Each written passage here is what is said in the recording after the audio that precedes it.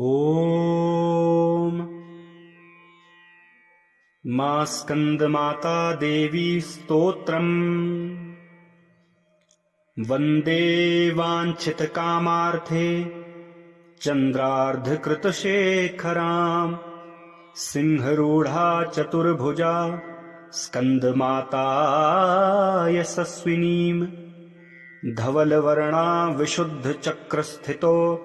पञ्चमदुर्गा त्रिनेत्राम्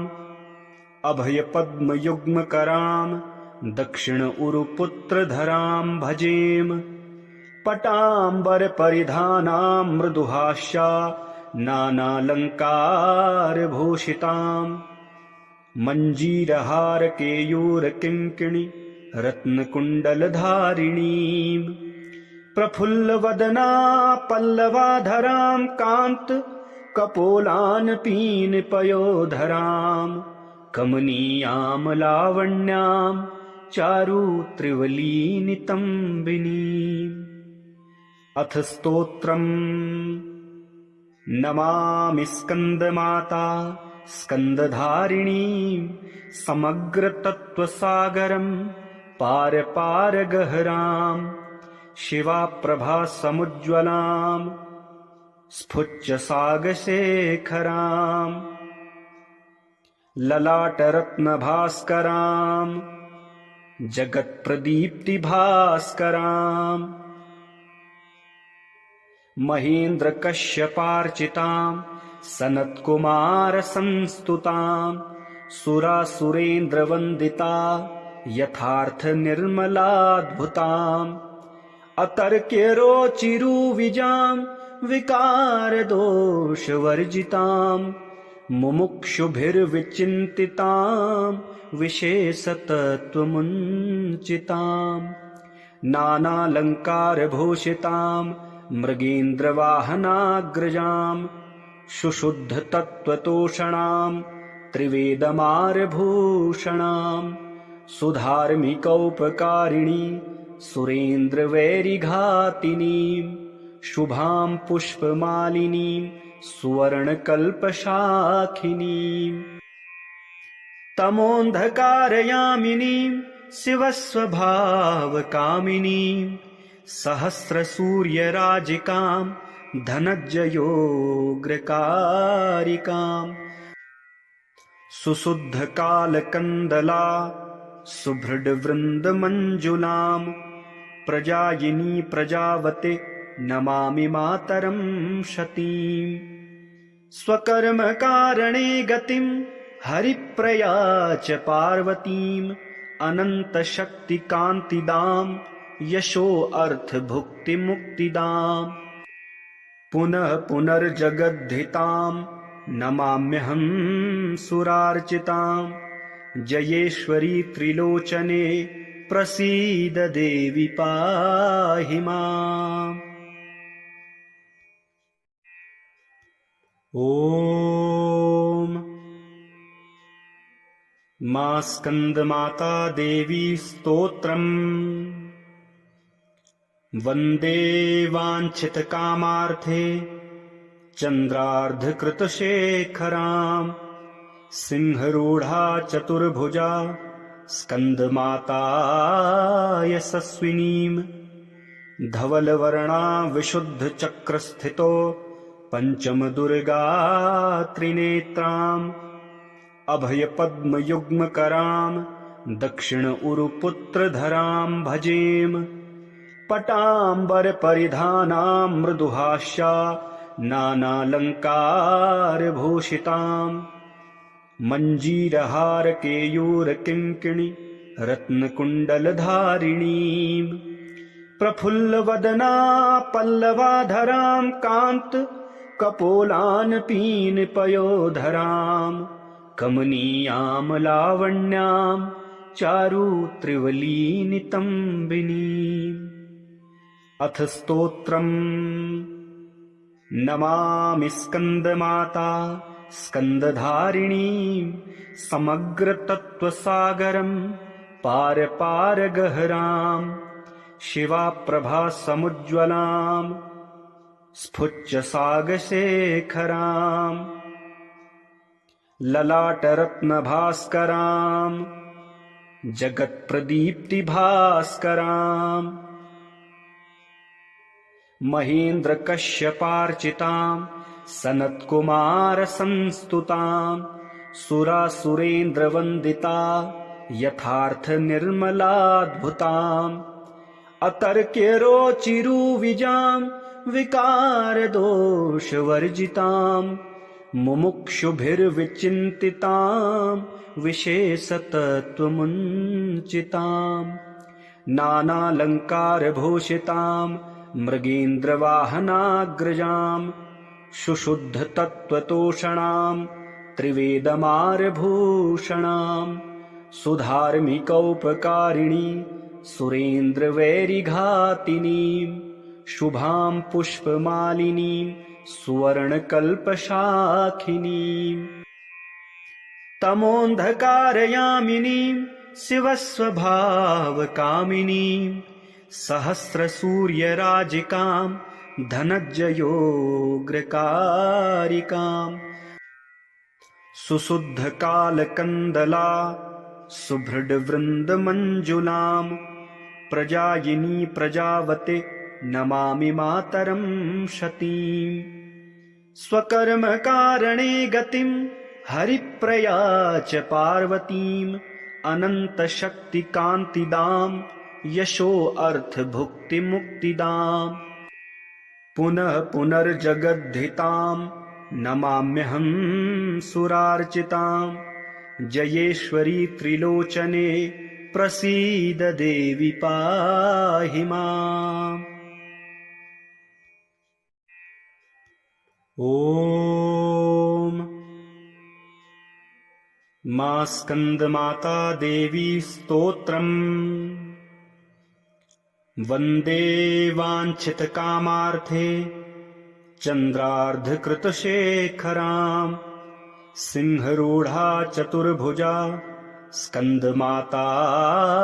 यशस्विनीम् धवलवर्णा विशुद्धचक्रस्थितो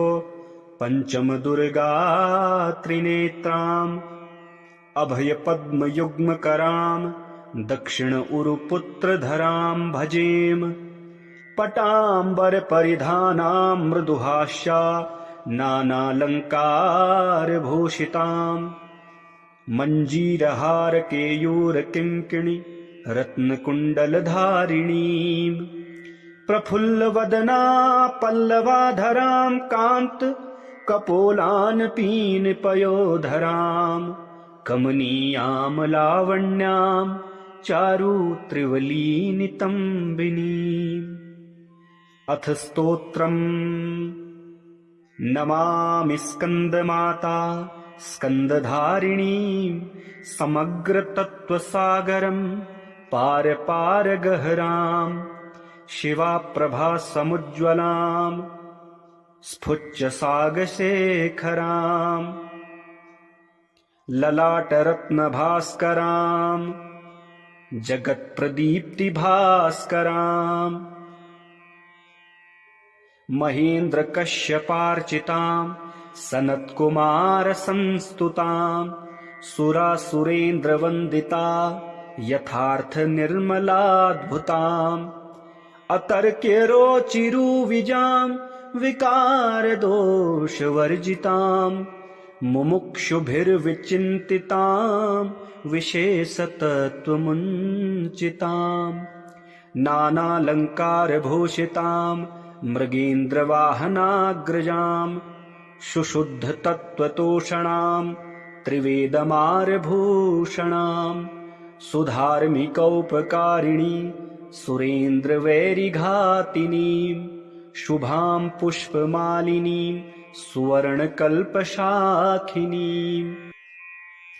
तमोऽन्धकारयामिनीम् शिवस्वभावकामिनीम् सहस्रसूर्यराजिकाम् धनञ्जयोग्रकारिकाम् सुशुद्धकालकन्दला सुभृड्वृन्दमञ्जुलाम् प्रजायिनी प्रजावते नमामि मातरं शतीम् स्वकर्मकारणे गतिम् हरिप्रया च पार्वतीम् अनन्तशक्तिकान्तिदाम् यशो अर्थभुक्तिमुक्तिदाम् पुनः पुनर्जगद्धिताम् नमाम्यहं सुरार्चिताम् जयेश्वरी त्रिलोचने प्रसीद देवी पाहि माम्।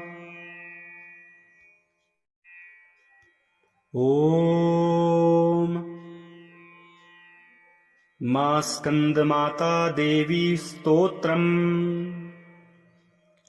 वन्दे वाञ्छितकामार्थे चन्द्रार्धकृतशेखराम् सिंहरूढा चतुर्भुजा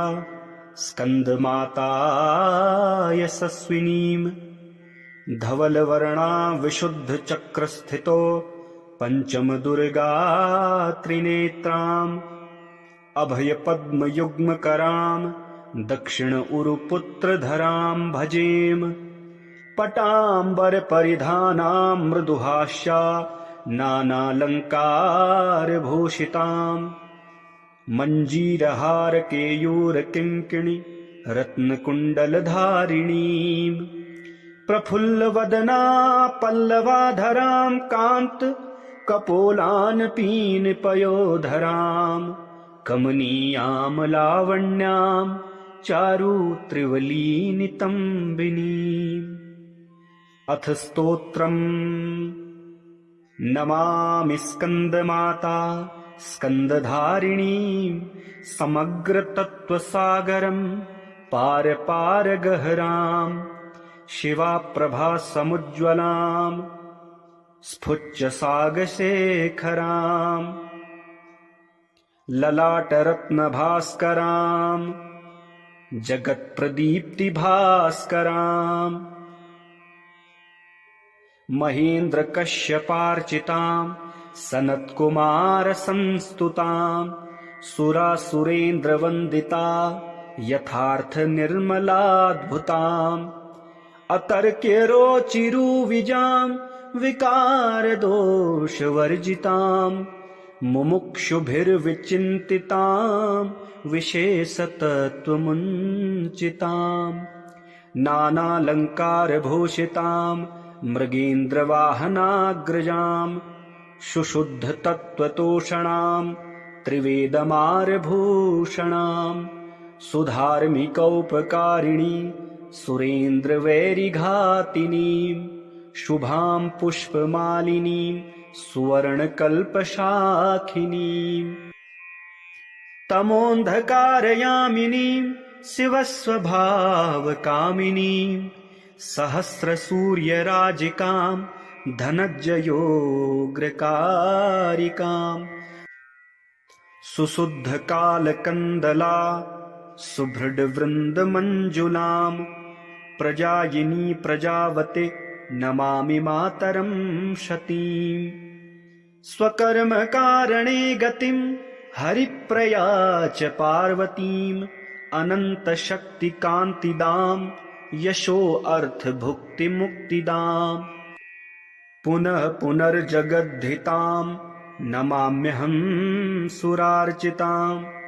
जयेश्वरी त्रिलोचने प्रसीद देवी पाहि माम्। ॐ मा स्कन्दमाता देवी स्तोत्रम्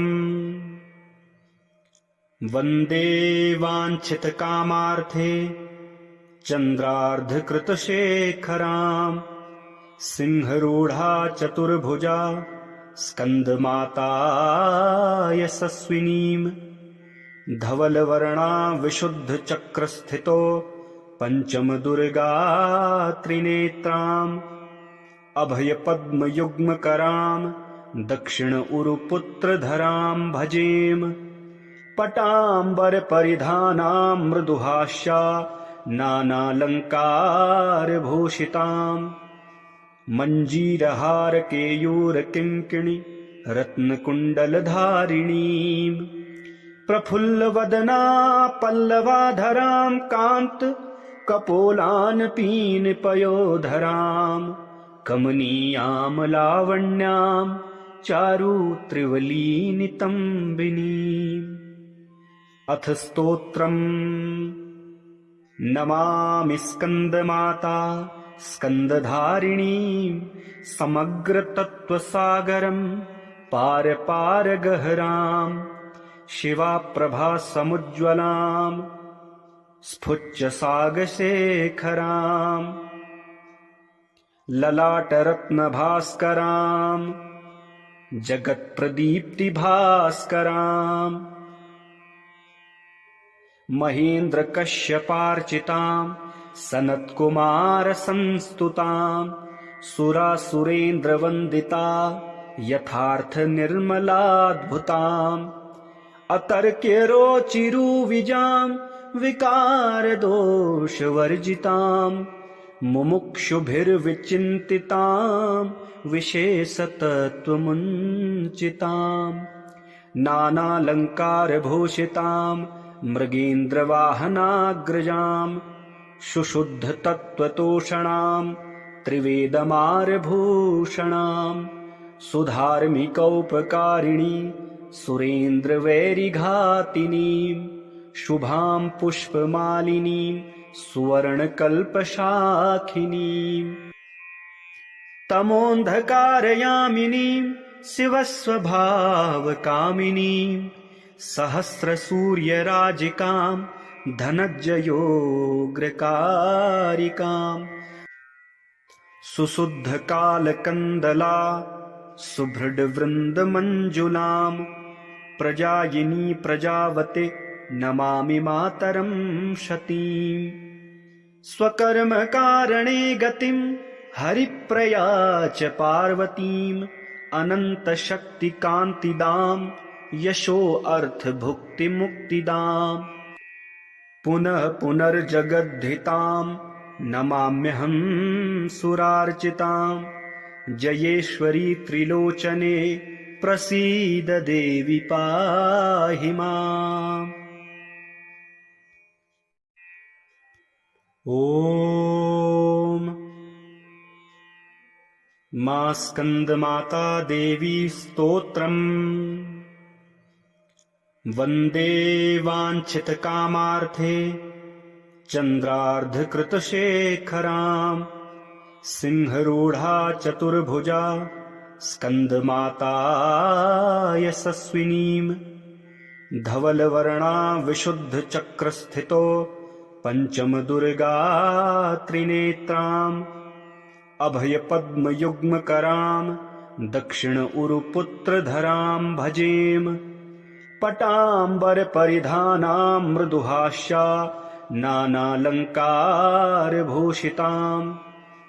मञ्जीरहारकेयूरकिङ्किणी रत्नकुण्डलधारिणीं प्रफुल्लवदना पल्लवाधरां कान्तकपोलानपीनपयोधरां कमनीयां लावण्यां चारुत्रिवलीनितम्बिनीम्। अथ स्तोत्रम्। नमामि स्कन्दमाता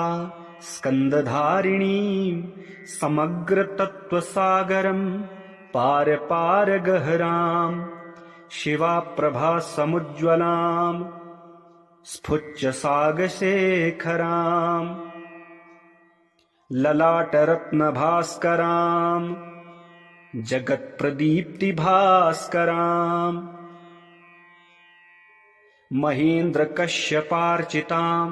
सनत्कुमारसंस्तुतां सुरासुरेन्द्रवन्दिता यथार्थनिर्मलाद्भुताम् अतर्क्यरोचिरुविजां विकारदोषवर्जितां मुमुक्षुभिर्विचिन्तितां विशेषतत्त्वमुञ्चितां नानालङ्कारभूषितां मृगेन्द्रवाहनाग्रजां सुशुद्धतत्त्वतोषणां त्रिवेदमारभूषणां सुधार्मिकौपकारिणी सुरेन्द्रवैरिघातिनीं शुभां पुष्पमालिनीं सुवर्णकल्पशाखिनीं तमोऽन्धकारयामिनीं शिवस्वभावकामिनीं सहस्रसूर्यराजिकां धनञ्जयोग्रकारिकाम् सुशुद्धकालकन्दला सुभृड्वृन्दमञ्जुलां प्रजायिनी प्रजावते नमामि मातरं शतीम् स्वकर्मकारणे गतिं हरिप्रया च पार्वतीम् अनन्तशक्तिकान्तिदां यशो अर्थभुक्तिमुक्तिदाम् पुनः पुनर्जगद्धितां नमाम्यहं सुरार्चितां जयेश्वरी त्रिलोचने प्रसीद देवी पाहि माम्। ॐ मा स्कन्दमाता देवी स्तोत्रम् वन्दे वाञ्छितकामार्थे चन्द्रार्धकृतशेखरां सिंहरूढा चतुर्भुजा स्कन्दमाता यशस्विनीं धवलवर्णा विशुद्धचक्रस्थितो पञ्चमदुर्गा त्रिनेत्राम् अभयपद्मयुग्मकरां दक्षिण उरुपुत्रधरां भजेम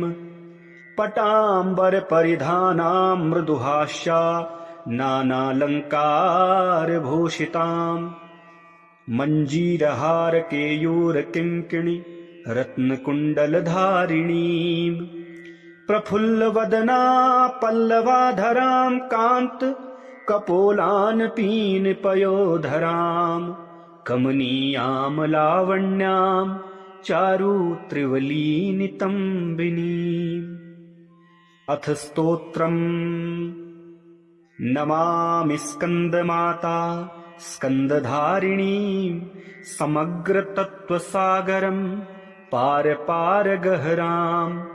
शिवाप्रभासमुज्ज्वलां स्फुच्यसागशेखरां ललाटरत्नभास्करां जगत्प्रदीप्तिभास्करां महेन्द्रकश्यपार्चितां सनत्कुमारसंस्तुतां सुरासुरेन्द्रवन्दिता यथार्थनिर्मलाद्भुताम् अतर्क्यरोचिरुविजां विकारदोषवर्जितां मुमुक्षुभिर्विचिन्तितां विशेषतत्त्वमुञ्चितां नानालङ्कारभूषितां मृगेन्द्रवाहनाग्रजां